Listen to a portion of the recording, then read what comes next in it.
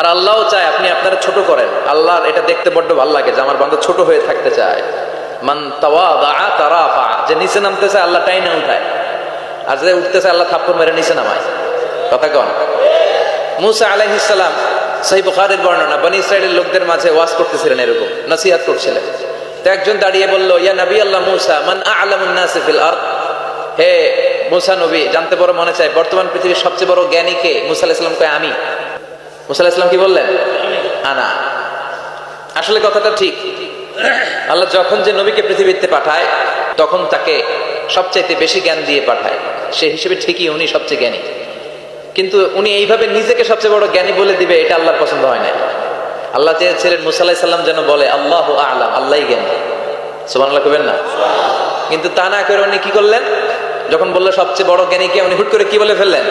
আনা, আমি। আল্লাহ এটা পছন্দ করেনি। আল্লাহ ডেকে বললেন, মুসা ইউ আর অ্যাবসলিউটলি রং, তুমি ভুল করেছো, তুমি সবচেয়ে জ্ঞানী নও, তোমার চেয়ে বড় জ্ঞানী আছে। সুবহানাল্লাহ পড়েন। তার মানে জানার কোনো শেষ নাই, জাননেওয়ালার উপর জাননেওয়ালা আছে। আর সবচেয়ে বড় জাননেওয়ালা কে?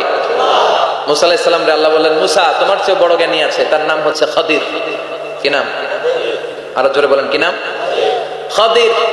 উনি কোন জায়গায় বসলে ওখানে ঘাস লতা পাতা যদি শুকনো থাকতো, ওনার বরকতে ওগুলো সবুজ হয়ে যেত, এজন্য ওনার নাম খাদির। কিন্তু আমরা বলি খিজির। আমরা কি বলি?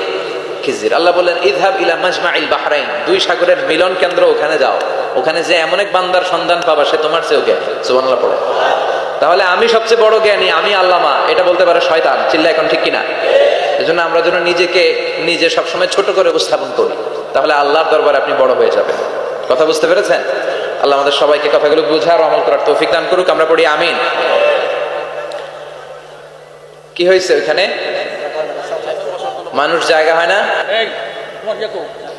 আচ্ছা জি, ভলান্টিয়ার্স যারা আছেন তারা ওই যে কাপড়গুলো খুলে দেন। খুলেই তো দিছে, তারপরেও জায়গা হচ্ছে না। কি আর করবেন?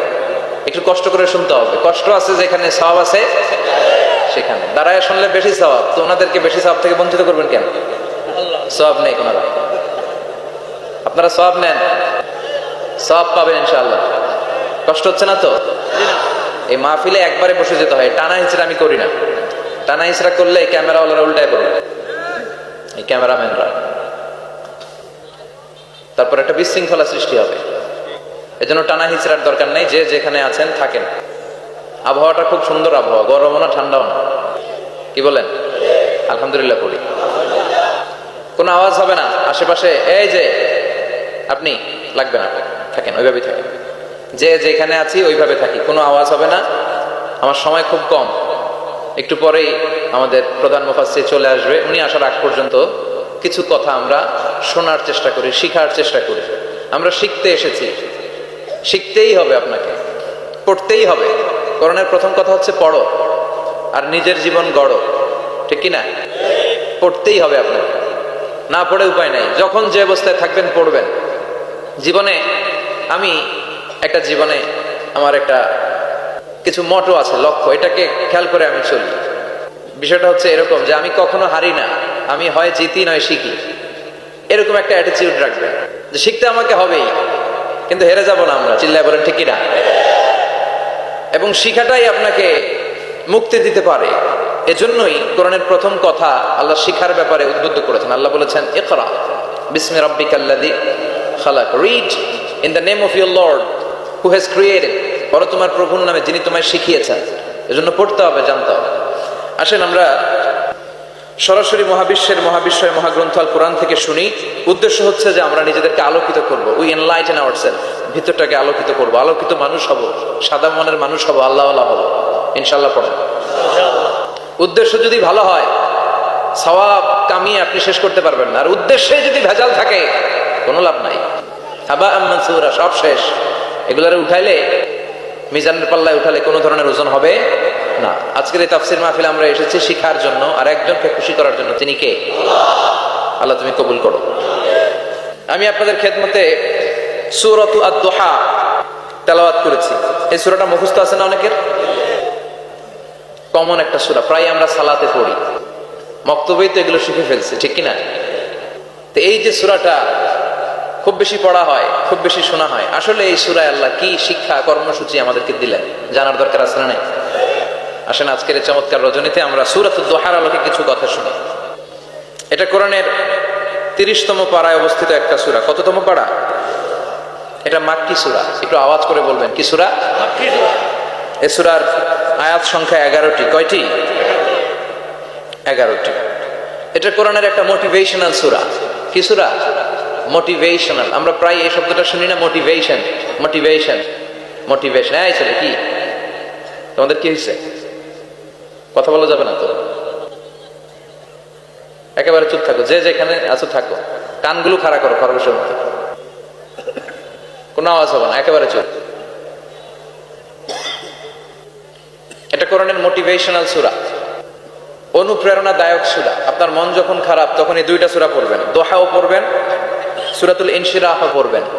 ইযা ইশতাদ্দাত বিকাল বালওয়া ফাফাক্কির ফি আলাম নাশরাহ ফাইন্নাল উসরা বাইনাল ইউসরাইনি ইযা ফাক্কারতাহু ফাফরাহ। নিরাশ হওয়া যাবে না, হাল ছাড়া যাবে না, ভরসা রাখতে হবে একজনের উপর। চিৎকার করে বলেন, তিনি কে? হতাশ যারা, ফ্রাস্ট্রেটেড আপসেট পিপল, তাদের জন্য, হতাশ ব্যক্তিদের জন্য এই সূরাটা একটা আলোক বর্তিকা, একটা আলোর মশাল। এই সূরাটা পড়লেই হতাশ ব্যক্তিরা মনে শান্তি পায়, আশা ফিরে পায়, দিক ফিরে পায়, ঠিক কিনা? এই সূরাটা নাজিল হওয়ার একটা ব্যাকগ্রাউন্ড আছে, শুনবেন। বিষ্ণু ঈসা ইসলামের কাছে যখন ওহী নাজিল হতে শুরু করলো, বিষ্ণু ঈসা ইসলাম ওহীর কথাগুলো পৌঁছে দিতে লাগলো। যাই নাজিল হতো বিষ্ণুনবী পৌঁছে দিতেন, বিশ্বনবী সাহাবাদের কাছে শেয়ার করে দিতেন। যেটাই নাজিল হতো তিনি পৌঁছে দিতেন, যেটাই, কারণ আল্লাহর আদেশ, ইয়া আইয়ুহার রাসূল বাল্লিগ মা উনজিলা ইলাইক, ও নবী আপনার কাছে আমি ওহী থেকে যা নাজিল করি সব পৌঁছে দেন, একটাও গোপন করা যাবে। আল্লাহর কাছ থেকে বিশ্বনবী যে সমস্ত মেসেজ, ইনফরমেশন, তথ্য, রেভেলেশন ওহী পেয়েছে, একটাও কি বিশ্বনবী গোপন করেছে? সব প্রকাশ করে গিয়েছে, সব শেয়ার করে গিয়েছে। বিশ্বনবী শেয়ার করতে লাগলেন। সকালে যা নাজিল হয় শেয়ার করেন, দুপুরে নাজিল হয় শেয়ার করেন, রাতে নাজিল হয় শেয়ার করেন, শেয়ার করতে লাগলেন। কিন্তু কি অবাক করা কাণ্ড, হঠাৎ করে এই ওহী আসার ধারাবাহিকতা আল্লাহ বন্ধ করে দিলেন। ওহী আর আসে না, আকাশ থেকে নতুন তথ্য আর নামে না। ঘটনা কি? ওহী আসে না কেন? তথ্য আসে না কেন? জিব্রাইল আসে না কেন?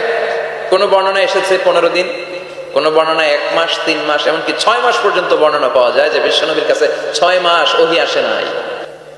বিশ্বনবী তো অবাক, ঘটনা কি? ওহী নামে না কেন? আর ওহী না আসলে তো বিশ্বনবী শেয়ার করতে পারে না। এতদিন যা আসতো বলে বেড়াতো, এখন আসেও না, বলতেও পারে না।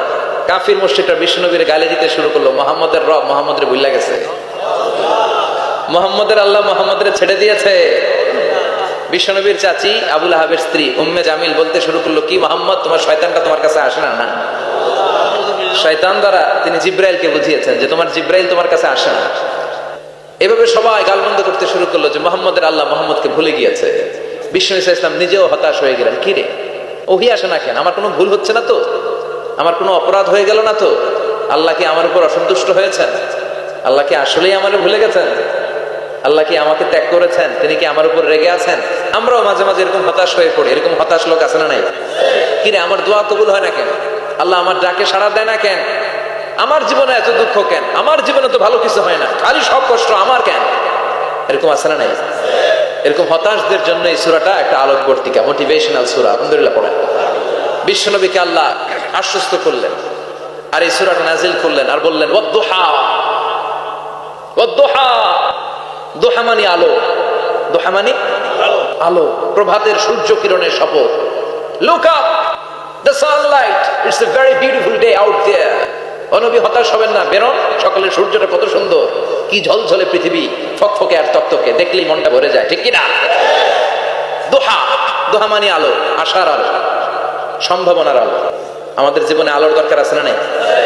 আলো না থাকলে আমরা বাঁচতে পারবো? আলো লাগে বড় ভালো। এই আজকে আলো না থাকলে আমার দেখা যেত? এজন্য কোরআনকে আল্লাহ আলো বলেছেন। কোরআনকে কি বলেছে? কিতাবুন আনজালনাহু ইলাইকা লিতুখরিজান নাস মিনাল যুলুমাতি ইলান নূর। Muhammad, I've revealed this holy Quran unto you to lead the mankind out of darkness into the light. অন্ধকার থেকে লাইট, লাইট মানে কি? আলো, আলোর দিকে নেওয়ার জন্য এই কোরআন পাঠিয়েছে। আবার বিশ্বনবীকেও আল্লাহ নূর, নূরের সাথে তুলনা করেছেন। আবার বিশ্বনবী আল্লাহর কাছে নূর চাইতেন, বলতেন, আল্লাহ আমার ডানে আলো দাও, আমার বায়ে আলো দাও, আমার সামনে আলো দাও, পিছনে আলো দাও, উপরে আলো দাও, নিচে আলো দাও, আমার দেহে আলো দাও, আমার মাংসপেশির ভিতরে আলো দাও, আমার হাড্ডির ভিতরে আলো দাও, আমার জন্য তুমি আলো দাও। পড়ে না আমি